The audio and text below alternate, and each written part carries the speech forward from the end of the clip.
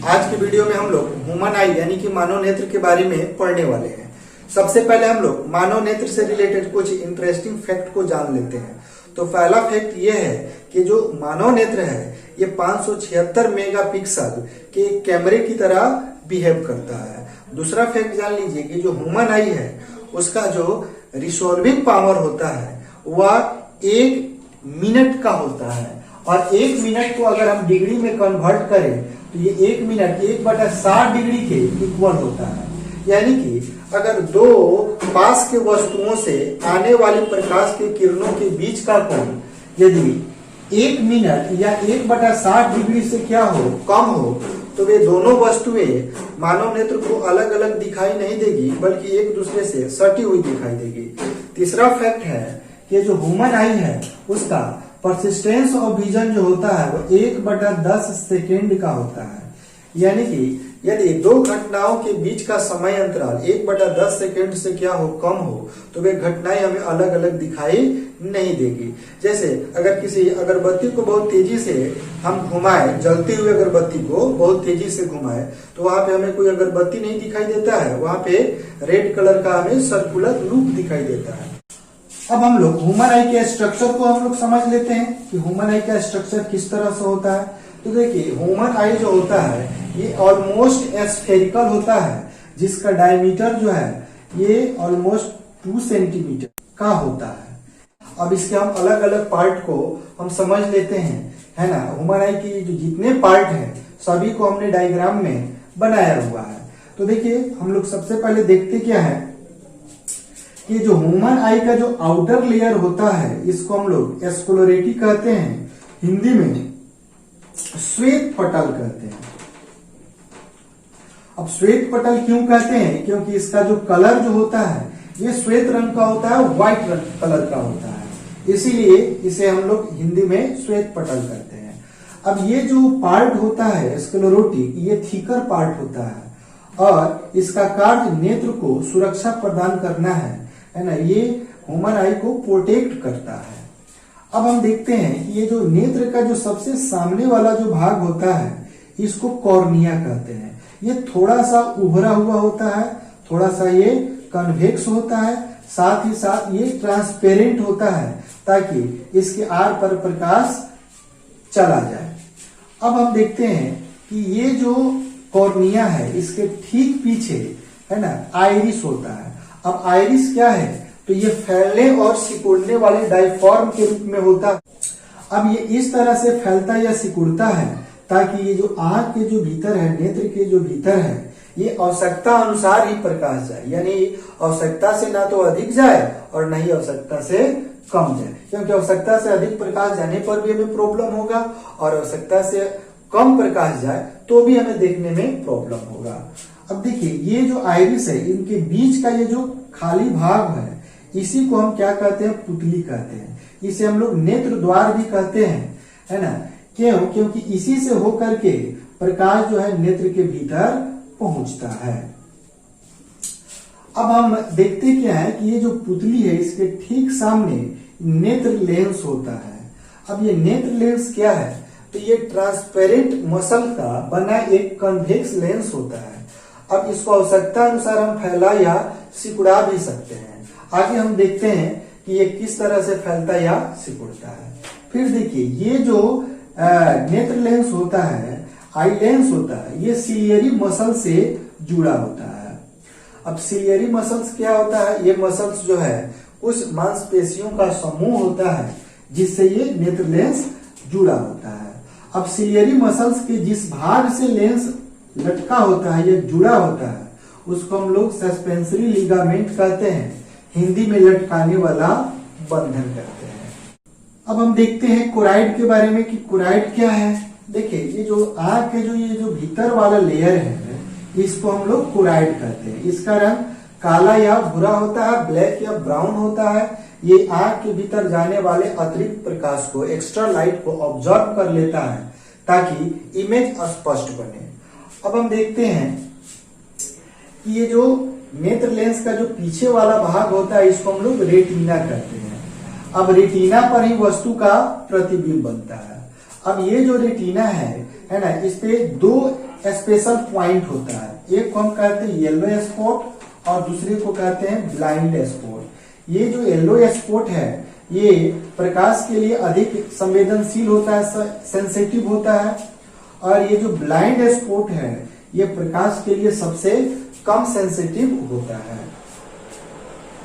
फिर देखिए ये जो रेटिना है ये ऑप्टिकल नर्व से मिलकर के बना है। दो टाइप के ऑप्टिकल नर्व, एक होता है रड्स यानी कि, और दूसरा होता है कोन्स।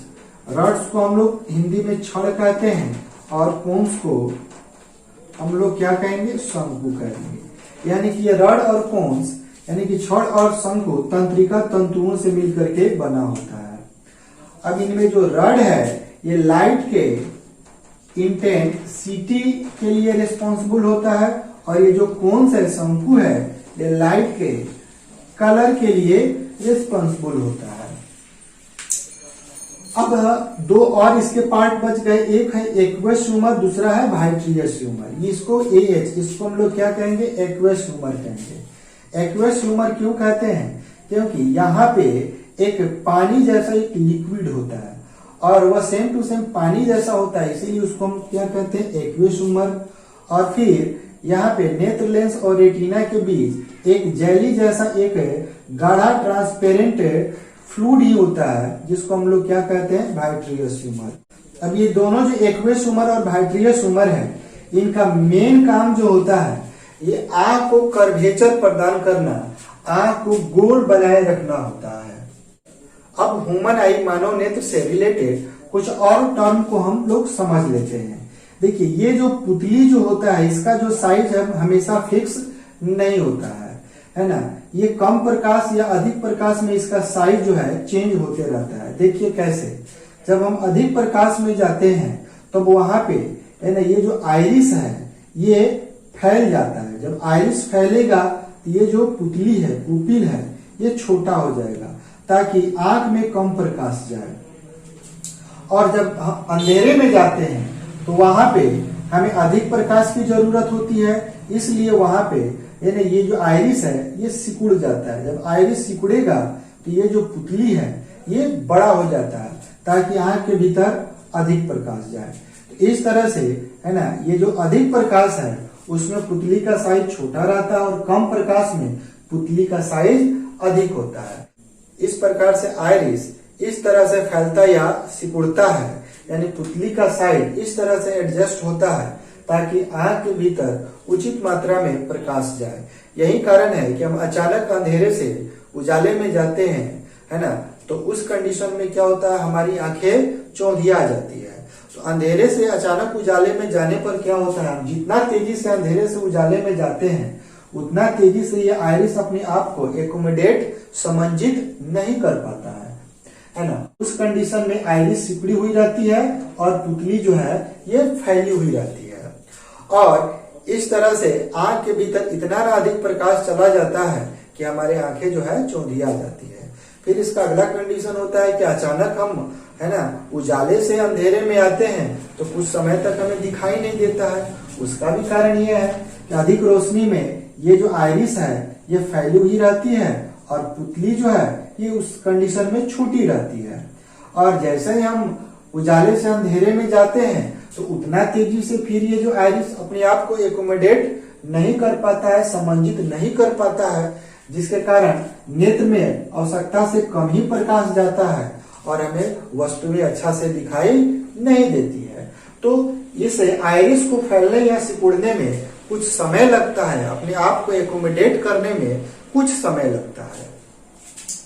अब अगला क्वेश्चन है कि इस कन्वेक्स लेंस के द्वारा रेटिना पर जो इमेज बनता है ये वस्तु के सापेक्ष उल्टा बनता है, लेकिन हमें इमेज सीधा दिखाई क्यों देता है। तो देखिए यहाँ पे रेटिना पर बनने वाला प्रतिबिंब वस्तु के सापेक्ष तो उल्टा होता है, लेकिन ये जो ऑप्टिकल नर्व्स है, प्रकाशीय तंतुएं हैं, जब इस उल्टे प्रतिबिंब को ब्रेन में सूचना देती है, मस्तिष्क में सूचना देती है, तो उल्टे प्रतिबिंब को सीधा करके सूचना देती है, जिसके कारण वस्तु हमें सीधा दिखाई देता है। यानी कि यहाँ पे प्रतिबिंब तो उल्टा बनता है, लेकिन उसे सीधा दिखाई देने का कारण क्या है, तो ये ऑप्टिकल नर्व्स है।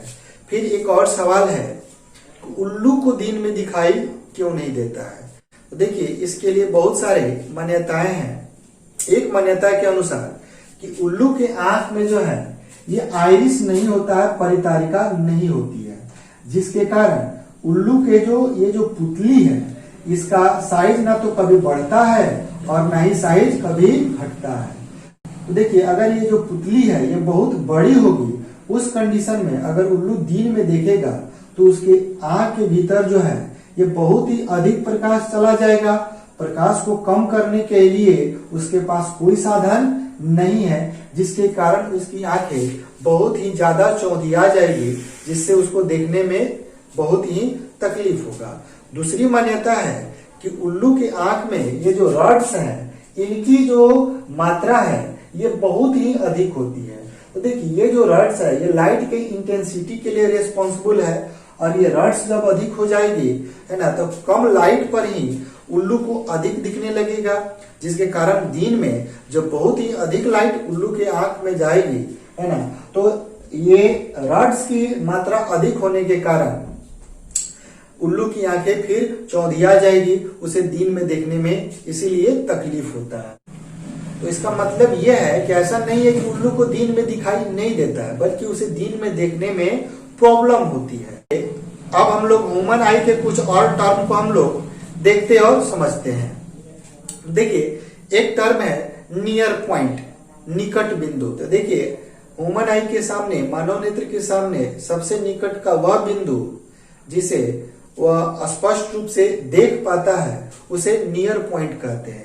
सामान्य नेत्र के लिए ये जो डिस्टेंस है ये 25 सेंटीमीटर का होता है, यानी कि ये जो नियर पॉइंट है ये सामान्य नेत्र के लिए होता है 25 सेंटीमीटर। इसको least distance of distinct vision, स्पष्ट दर्शन की न्यूनतम दूरी भी कहते हैं, और इसे हम लोग कैपिटल डी से डिनोट करते हैं। अब अगला पॉइंट है फार पॉइंट, दूर बिंदु।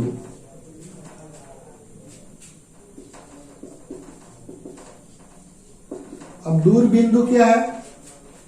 तो किसी नेत्र के सामने वह अधिकतम दूरी, वह मैक्सिमम डिस्टेंस जिसे वह आसानी से देख पाता है उसे हम लोग फार पॉइंट कहते हैं, दूर बिंदु कहते हैं। सामान्य नेत्र के लिए ये जो डिस्टेंस है ये इनफाइनाइट होता है, अनंत तक होता है।